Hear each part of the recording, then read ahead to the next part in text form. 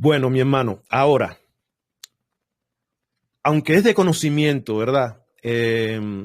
Para todos o la mayoría de los que siguen mi canal y de los que siguen el tuyo, que Jehová no es Dios, y esa fue la base de comenzar el camino de la búsqueda para la mayoría de los que andamos en esto. ¿Cuál fue para ti, en lo personal, el impacto que, que trajo a tu vida el conocer esta verdad que es bastante evidente y que no la sabíamos anteriormente? Mira, primero uno se quita el peso de encima de una disonancia cognitiva, del hecho de ver las acciones de Yahvé, del Viejo Testamento, a el Dios que Jesús de Nazaret de alguna forma proclamaba, él predicaba.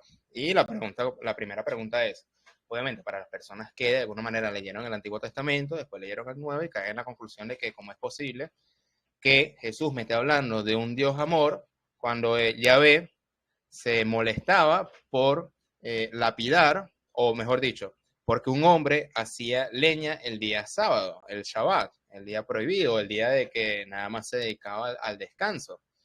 Y en ese concilio, para ver qué hacía con el pobre señor que hacía leña el sábado, Yahvé mandó a apedrearlo hasta fallecer.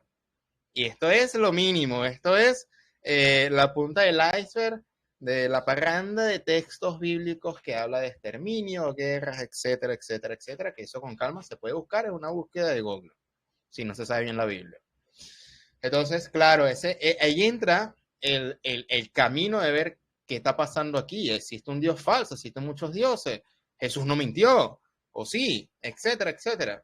Entonces, ese impacto es, primero, antes de irnos al tema de la intuición o la experiencia personal, que siempre es subjetivo, necesitamos primero un ordenamiento mental de las cosas. Entonces aquí yo me voy a dedicar un poquito para dar un breve resumen de 8 palabras claves para hacer una ruptura de nuevos caminos.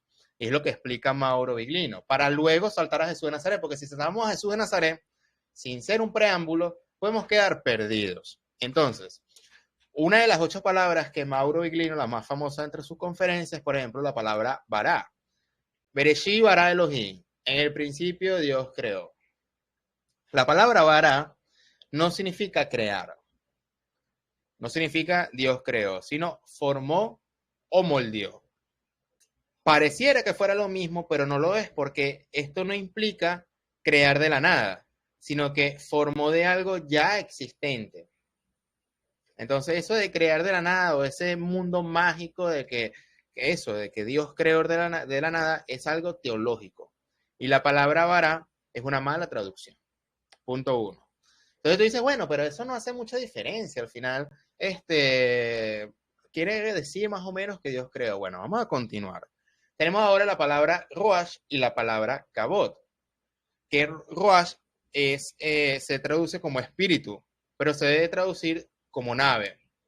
Así, aunque parezca impresionante, como carro.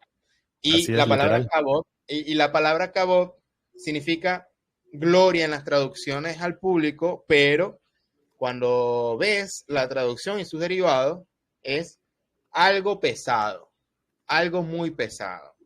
Entonces Mauro Viglino dice, no traduzcan, déjalo así como están las palabras y que la historia a su alrededor defina más o menos qué es lo que se quiere decir, porque no sabemos, en realidad no hay un manual, hay un diccionario antiguo donde ellos escribieron sus traducciones, sino que nosotros tenemos que hacer el esfuerzo de saber mediante el contexto qué es lo que quiere decir la palabra. Y la palabra cabot tiene la particularidad de que hace ruido, se posiciona en el espacio, es separado del Dios Yahvé, porque cuando Moisés vio a Yahvé, bueno, vente el día de mañana que voy a pasar por mi cabot.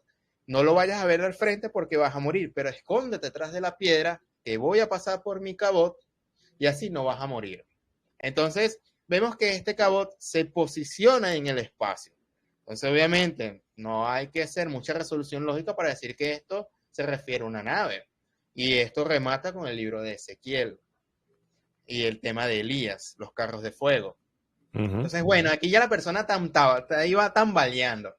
Seguimos, la palabra Olam lo traducen como eternidad. Y la palabra en la Biblia de Jerusalén y varios pies de página dice no traducir como eternidad.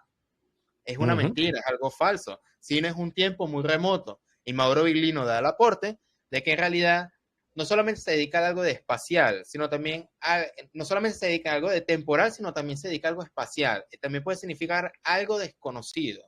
En Salmos, no recuerdo en este momento, cuando dice, abre las puertas mediante tu cabo y atraviesa de él por las puertas del Olam, es porque efectivamente es como que hay una dimensión que pasaba estos ruash o estos cabot de un lado a otro. Pero obviamente si lo leemos de la Biblia y su traducción, no vamos a caer en cuenta. Tenemos que leerlo desde el hebreo. Es como que promover ese tipo de lectura, por lo menos una Biblia interlineal, respetando las traducciones. Y bueno, llevamos aquí ahora a las últimas 4 palabras, entre ellos Elohim, la más famosa. La palabra Elohim significa poderosos, o resumidas cuentas dioses, pero es delicado decir dioses, sino puede ser divinidades. Esto es una palabra plural. Bereshit bara Elohim. En el principio los dioses formaron. Y eso nos damos cuenta porque a pesar de que trataron de borrar después del exilio de Babilonia, rastros de otros dioses para hacer aparentar de que Yahvé es el único Dios y verdadero, la famosa monolatría, de alguna forma u otra podemos ver. Y los dioses, o en este caso, confundieron las lenguas, o ellos descendieron, o miren, el hombre se va a parecer como uno de nosotros, siempre hablando en plural, o por ejemplo, vamos a crear al hombre a nuestra, plural, imagen y semejanza. Entonces dicen, ¿cómo es posible que haya un plural si al inicio del Génesis habla en singular en la traducción Dios? No, eso tiene que ver con los ángeles. No, eso tiene que ver con la Trinidad. No. Entonces se sacan muchas teorías ahí y Mauro Viglino dice, no, vamos a hacer de cuenta la técnica de que lo que está escrito hay que respetarlo. Y ahí dice dioses o poderosos. O pero jueces. No podemos hacer, o jueces. Todo ese tipo de pluralidad, pero nunca puede ser la palabra Dios, porque la palabra Dios, recordemos, eso no existía en el hebreo. La palabra Dios viene, si mal no me equivoco, del latín, Deus, Sí, del Deus. griego, sí, del griego, es decir, no es una palabra propia del hebreo. Para decir una singularidad dice Eloa.